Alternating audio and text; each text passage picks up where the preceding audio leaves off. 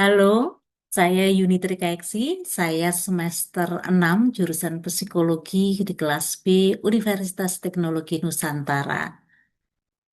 Baik, hari ini saya membuat satu video bersama salah seorang klien yang bernama Gisel, dan atas persetujuannya saya merekam video tersebut. Selain membuat rekaman berupa video, yaitu untuk gambar dan audio, saya juga membuat catatan-catatan penting dalam gadget saya ya secara digital, dan itu biasanya saya lakukan ketika saya membuat pendampingan untuk anak-anak muda yang biasanya saya dampingi.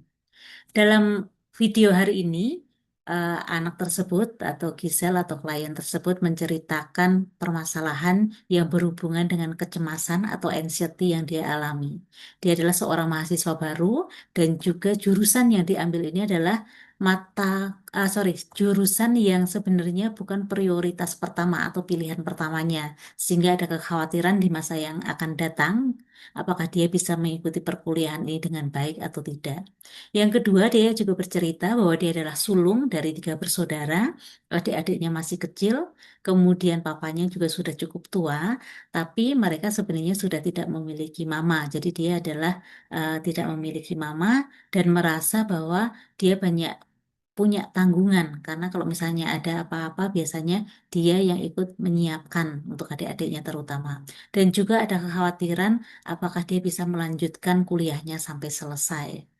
Dari permasalahan tadi, kemudian saya juga eh, membuat menceritakan bahwa dalam kasus kecemasan ini, ada beberapa terapi yang bisa dilakukan. Kemudian kita mengerucut, dia juga memilih salah satu terapi yang diharapkan atau yang kita sepakati untuk lakukan adalah CBT atau CBT atau Cognitive Behavior Therapy. Saya juga jelaskan tentang Cognitive Behavior Therapy ini seperti apa, kemudian nanti langkah-langkahnya seperti apa. Saya juga membuat satu kedekatan, sehingga dengan kedekatan tersebut saya berharap bahwa dia akan terbuka, sehingga asas keterbukaan itu bisa kami lakukan, dan itu tadi berhasil. Selain selain dengan membuat kedekatan, saya juga salah satunya dengan cara menanyakan atau membicarakan hal-hal yang berhubungan dengan hobinya. Kenapa memilih hobi? Karena saya merasa bahwa ketika seseorang menceritakan tentang sesuatu yang dia sukai, itu dengan sendirinya dia akan merasa senang.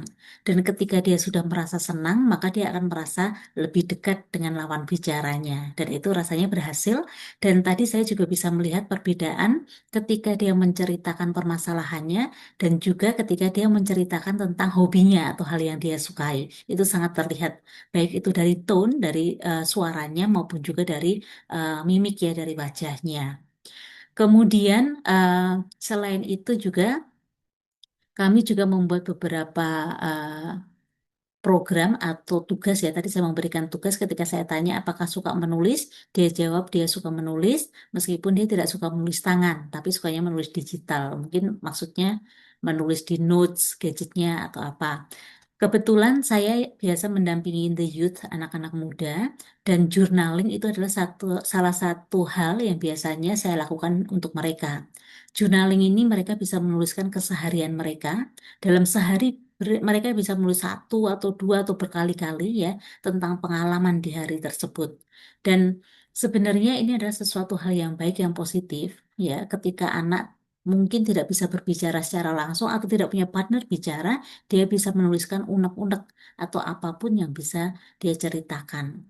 Dan ini tidak wajib, memang bisa jadi ada pengalaman saya pribadi, ada anak yang menulis dalam satu hari itu hanya mungkin satu kalimat, tapi satu kalimat itu lumayan eh, dalam. Ada juga yang hanya membuat satu kata. Jadi ketika dia diminta journaling, satu hari itu ada yang pernah membuat satu kata. Contohnya mumet atau pusing kalau dalam bahasa Jawa ya, mumet itu ya itu.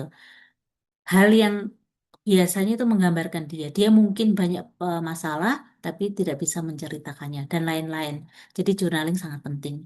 Dan dengan journaling ini, saya berharap nanti pada sesi berikutnya bisa menganalisa dari tulisan tersebut, tentu saja, dan juga dari sesi yang pertama ini.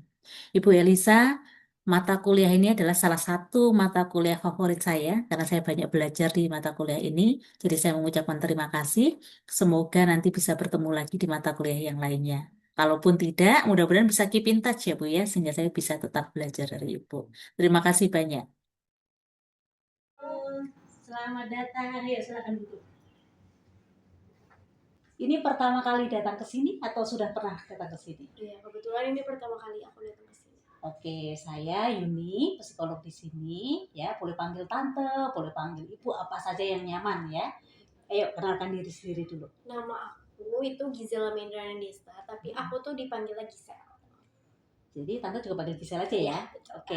Gisel, sebelum kita lanjutkan ya, ada beberapa asas kalau dalam psikologi. Yang pertama ini asas kerahasiaan.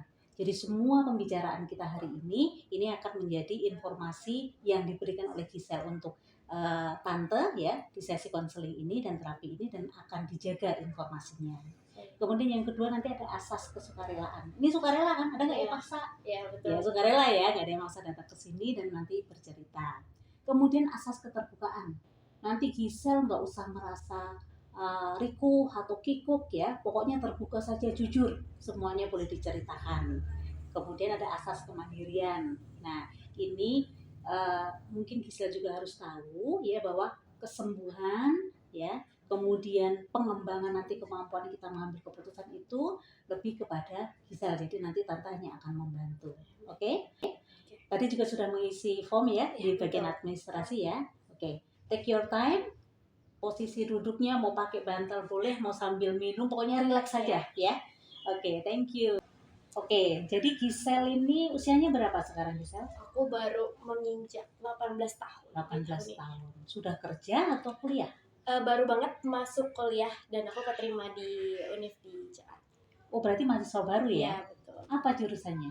Aku ambil manajemen pemasaran industri elektronika. Wow, keren banget. Ya, itu yang bikin aku overthinking sama jurusan aku sekarang. Kenapa yang membuat overthinking apa?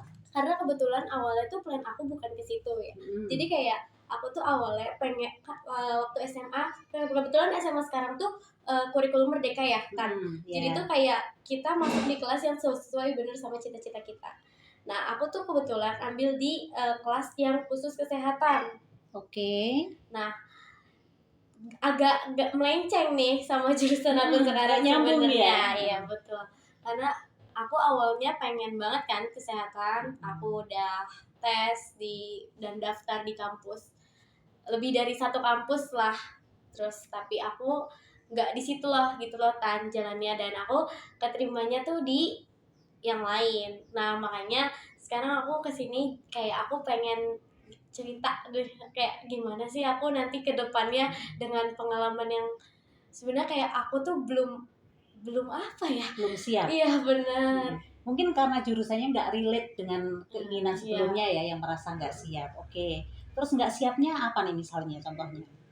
Kayak aku tuh kalau kesehatan tuh kayak aku udah belajar basic kesehatan, tapi tuh kalau ini kayak sama sekali aku belum megang basicnya. Yang dimana aku tuh basicnya cuma tahu ya promosi dimana manajemen pemasaran aku cuma bisa promosi yang lainnya tuh belum. Jadi kayak menurut aku kayak gimana ya aku nih. Oke, tapi sudah tahu belum kira-kira mata kuliah yang nanti mungkin akan diambil ketika kuliah jurusan ini? Belum sih, Tan. Belum ya. Berarti salah satu penyebab kecemasannya mungkin karena belum Iya, tahu ya benar. mata kuliahnya apa. Oke. Selama ini hobinya apa, Gisel? Kebetulan aku hobinya sebenarnya ada nyambung sedikit ya dengan ini, karena aku suka berjualan sambil live TikTok. Dengan gimana tuh kayak itu masuk dong ke pemasaran gitu, Tan. Berarti relate juga ya, betul. sudah ada background seperti itu. Oke. Terus apalagi punya pengalaman lain nggak?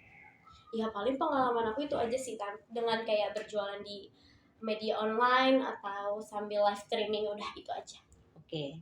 Nah, nanti kalau misalnya ketemu teman-temannya pasti mereka juga punya pengalaman yang berbeda-beda kan? Oke. Nah, apalagi yang membuat kecemasan yang lainnya? Yang bikin overthinking gitu. Kayak aku tuh kayak bingung kayak dengan aku yang di jurusan yang aku gak terlalu ini tuh kayak aku tuh apa ya kedepannya bisa gimana ya, dan kebetulan tuh aku kayak banyak tanggungannya ya kan kalau menurut diri aku sendiri. Apa misalnya apa contoh? Contohnya tuh kayak adik aku kan, aku punya 2 adik yang masih kecil, terus kebetulan kan aku udah nggak punya mama ya, jadi maksudnya kayak yang apa-apa tuh selalu aku gitu loh. Jadi aku kayak bisa kayak aku ngelanjutin papa dengan kayak semakin tuanya umur papa tuh kayak nanti aku yang megang gitu. Oke.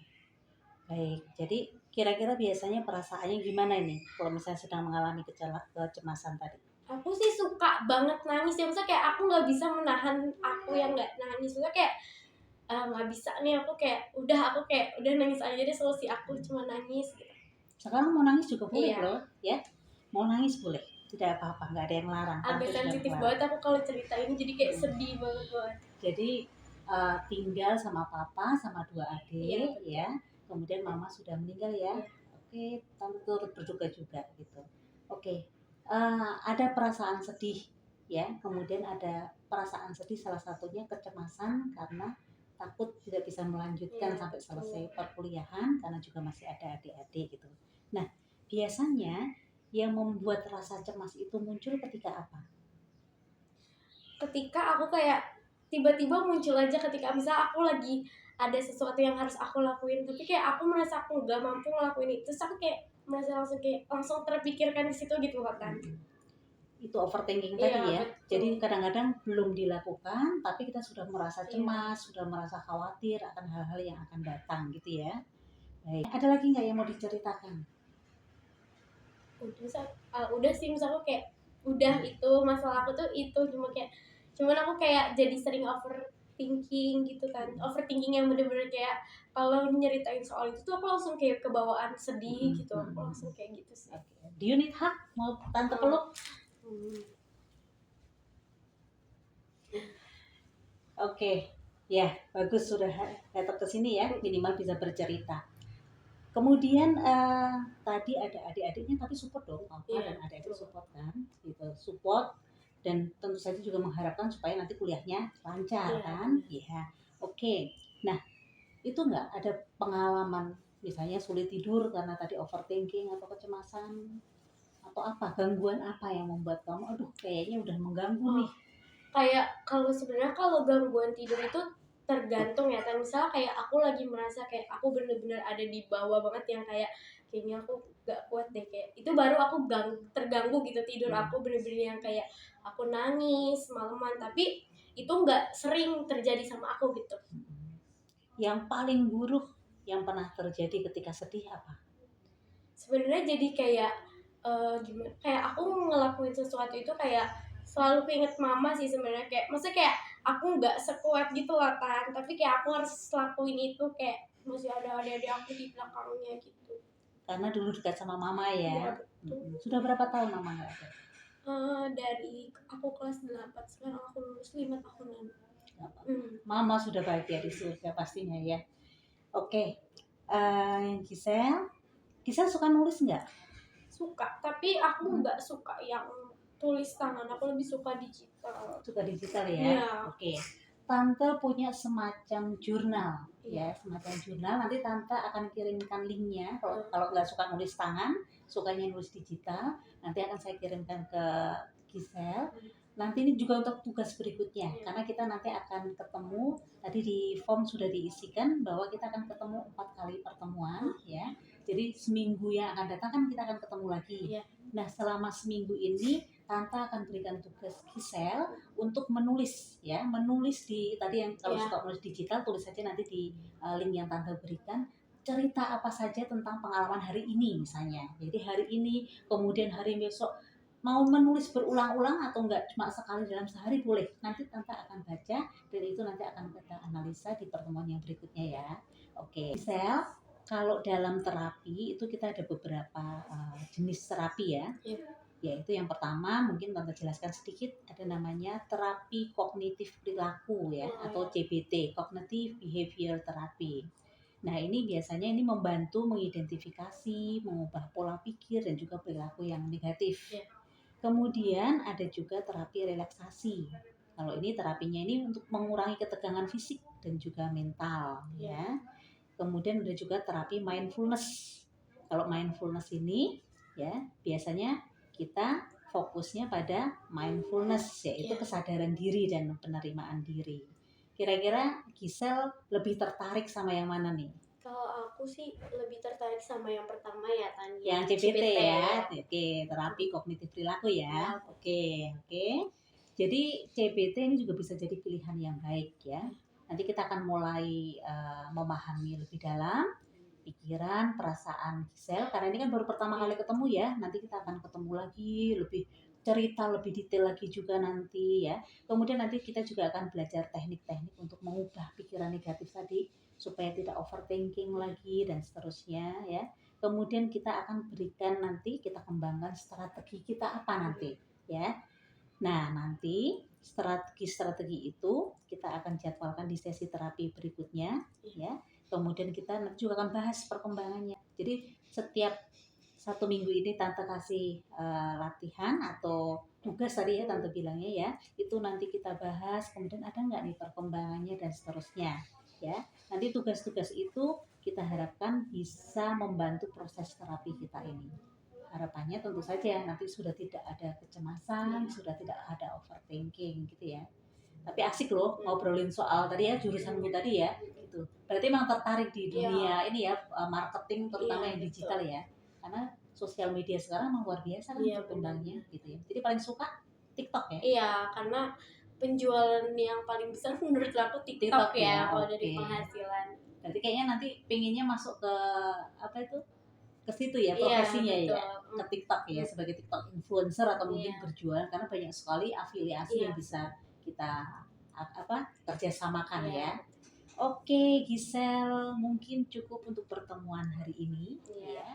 Kalau misalnya nanti dalam perjalanan sampai nanti seminggu lagi kita baru bertemu, Gisel ingin ada yang diceritakan, jangan ragu-ragu untuk ada nomornya Tante kan? Iya, ada. Boleh WA ya, boleh WA atau boleh call atau video call juga boleh sampai kita nanti ketemu di minggu depan. Ada yang mau disampaikan lagi Gisel? Udah cukup. Sudah agak lega ya. Agak lega sih. Habis ini kalau masih ada ada waktu nggak apa-apa, kita masih akan lanjutkan ngobrol-ngobrol ya yang ringan-ringan aja. Oke ya? Oke. Sekarang minum dulu ya, kita nikmati nih sudah ada tadi disiapkan ya makanan sama ini cemilan nih kayaknya, tapi ini cemilan dari olah-olah dari luar nih gitu ya. Kita boleh nikmati. Oke Gisel? Thank you for coming. Terima kasih. Terima kasih. Kita ketemu lagi minggu depan. Oke ya. Thank you. Ayo kita nikmati.